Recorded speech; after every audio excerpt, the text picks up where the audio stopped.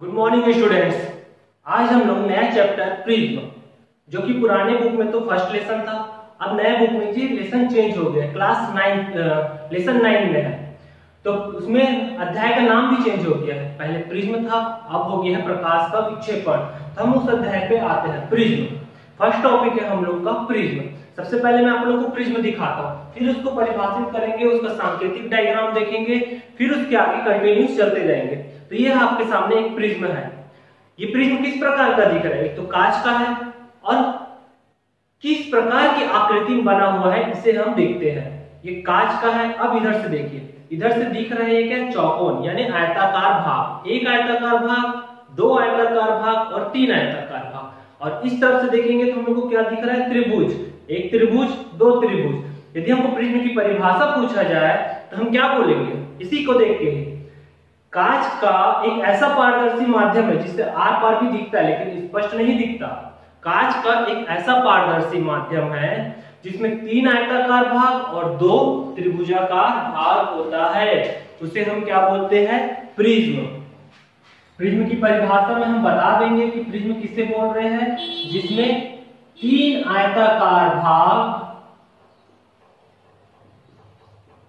और दो त्रिभुजाकार भाग।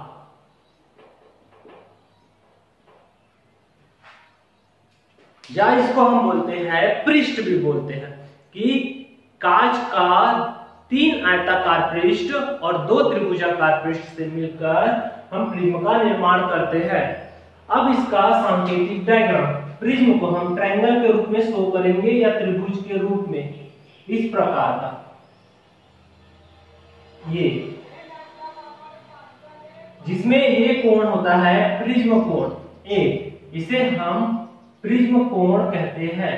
प्रिज्म कोण ए से डिनोट करते हैं, जिसका मान होता है 60 डिग्री। और इसको बोलेंगे आधार, BC आधार। ये पहला पृष्ठ दिख रहा है, ये दूसरा पृष्ठ भी दिख रहा है, तो इसको बोलते हैं अपवर्तक पृष्ठ। क्या बोलेंगे? अपवर्तक पृष्ठ। इसको क्या बोलेंगे? अपवर्तक पृष्ठ। इसको भी अपवर्तक और इसको भी अपवर्तक, तो दोनों में हमको कंफ्यूजन होगा। तो हम किस प्रकार स्पष्ट करेंगे? हमेशा प्रकाश किरण लेफ्ट हैंड से ही आता है, तो हम इसे क्या बोलेंगे? पहले ये आ रहा है तो इसे हम बोलेंगे प्रथम अपवर्तक पृष्ठ, और उसे क्या बोलेंगे? द्वितीयक अपवर्तक पृष्ठ। प्रथम अपवर्तक पृष्ठ और इसे द्वितीयक अपवर्तक पृष्ठ। हम लोगों ने प्रिज्म की परिभाषा देख लिया। प्रिज्म किससे बोलेंगे? कांच का एक ऐसा पारदर्शी माध्यम जिसमें तीन आयताकार पृष्ठ और दो त्रिभुजाकार पृष्ठ से मिलकर बना होता है, जिसमें एक प्रिज्म कोण होता है जिसका मान 60 डिग्री होता है, और जो ये पृष्ठ है उसे हम अपवर्तक पृष्ठ कहेंगे। प्रथम अपवर्तक पृष्ठ और द्वितीयक अपवर्तक पृष्ठ। अब इसके सांकेतिक डायग्राम में आते हैं, जिसका हमको उपयोग करना है पूरे, यानी प्रकाश की किरण का उपयोग। इसका नेक्स्ट टॉपिक है, पहला तो प्रिज्म की परिभाषा हो गया, दूसरा प्रिज्म द्वारा प्रकाश का अपवर्तन। किस प्रकार अपवर्तन होता है? प्रिज्म द्वारा प्रकाश का अपवर्तन, प्रकाश का अपवर्तन। इस अपवर्तन के नियम में डायग्राम बना के हमें समझाना है कि कौन सा प्रकाश किरण क्या है और कैसे है। सबसे पहले हम एक प्रिज्म लेते हैं। मैं प्रिज्म का डायग्राम बना रहा हूं। यही प्रिज्म का डायग्राम पूरे अध्याय में चलेगा एक ही प्रकार से। मान लेते हैं ये प्रिज्म है A B C। थोड़ा वर्ड्स को मैं बड़ा बड़ा ले रहा हूं, दिखने में दिक्कत होगा। हम लोगों ने पिछली कक्षाओं में पढ़ा है, यानी पहले भी पढ़ा है 8वीं 9वीं 10वीं में, कि जब कोई प्रकाश किरण सरल माध्यम से विरल माध्यम में प्रवेश करती है या सघन माध्यम से विरल माध्यम में प्रवेश करती है, तो अपने मार्ग से विचलित हो जाती है। कहां पास से विचलित होती है? मार्ग से विचलित होती है, लेकिन कोई जगह तो होगा पर्टिकुलर, वहां से विचलित होगी ना। तो वहां पास एक अभिलंब होता है जहां से वो मार्ग से विचलित हो जाती है, या तो उसकी ओर झुक जाती है, उससे दूर हटके चल देती है। यहाँ पास भी वायु है और दूसरा कांच है, तो वायु से वो किसमें जा रहा है, काश में जा रहा है, तो स्वाभाविक बात है अभिलंब से हटके वो अपने मार्ग से विचलित होगी। तो मान लेते हैं कि प्रकाश किरण आ रहा है, ये कोई प्रकाश किरण आया, इसे हम बोलेंगे आपतित प्रकाश किरण। अब यहाँ पास आया, अब स्वाभाविक बात है एक वायु है, वायु से किसमें जा रहा है, काश में जा रहा है, सरल से विरल में जा रहा है, तो यहाँ पास एक अभिलंब भी होगा जहां से वो विचलित होगा, इसे हम मान लेते हैं एम एन। यहां से टकराने के पश्चात ये थोड़ा सा विचलित होकर अपने मार्ग से भटक के आगे निकल जाती है। फिर उसको एक बेचारे को दूसरा पृष्ठ मिला, दूसरा पृष्ठ मिला तो स्वाभाविक बात है यहाँ पास भी एक अभिलंब होगा, तो इसे हम मान लिए एम डैश। मैं थोड़ा डायग्राम नीट एंड क्लीन बना रहा हूं जिसमें आप लोगों को समझने में आसानी हो। इसे मान लेते हैं एम डैश और एन डैश, इधर से आया। अब यहां पर दूसरा अभिलंब से टकराने के पश्चात फिर से वो क्या हो जाएगा, बाहर की ओर निकल जाएगा। तो कोई प्रकाश किरण आया, पहले प्रिज्म के प्रथम अपवर्तक पृष्ठ से टकराया, फिर दूसरे पृष्ठ से टकराया और बाहर निकल गया। अब आ रहा है, जा रहा है, इस प्रोसेस में बहुत सारे चीजें हो रहे हैं, तो इसको हम नाम देना चालू किया। जो आने वाली प्रकाश किरण है, जो पी क्यू हम लोग को दिख रही है, इसे हम बोलेंगे आपतित प्रकाश किरण। क्या बोलेंगे, आपतित प्रकाश किरण।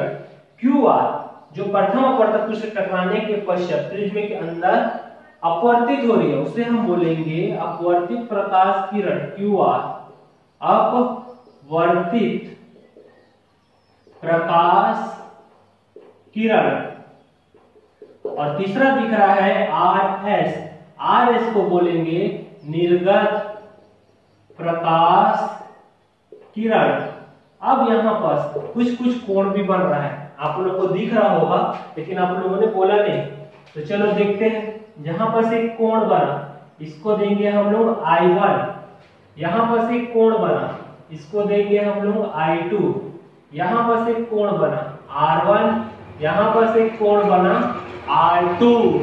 तो सबसे पहले जो यहाँ पर जो कोण बन रहा है I1, इस कोण को बोलेंगे आपतन कोण। किस पर बन रहा है, कोण PQM इक्वल टू I1, इसको हम बोलेंगे आपतन कोण।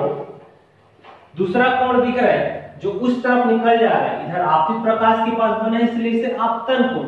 ये निर्गत प्रकाश किरण के पास बन रहा है इसलिए इसको हम क्या बोलेंगे, निर्गत कोण। कौन सा कोण है, SRM dash, SRM dash equal to R2 यानी निर्गत कोण। और वहां पर कोण दिख रहा है, एक R1 दिख रहा है और एक R2 दिख रहा है। यहां पर देखिए NQR, angle of NQR equal to क्या दिख रहा है, ये गड़बड़ हो गया है, ये I2, ये R1। क्या दिख रहा है, प्रथम पृष्ठ का अपवर्तक कोण, प्रथम पृष्ठ का अपवर्तक कोण बोलेंगे। और जो दूसरा R2 दिख रहा है वो किस पर बन रहा है, N डैश। यहां पर से लिख लेता हूं, angle of N dash RQ equal to R2। ये क्या कहलाएगा, द्वितीयक पृष्ठ का अपवर्तक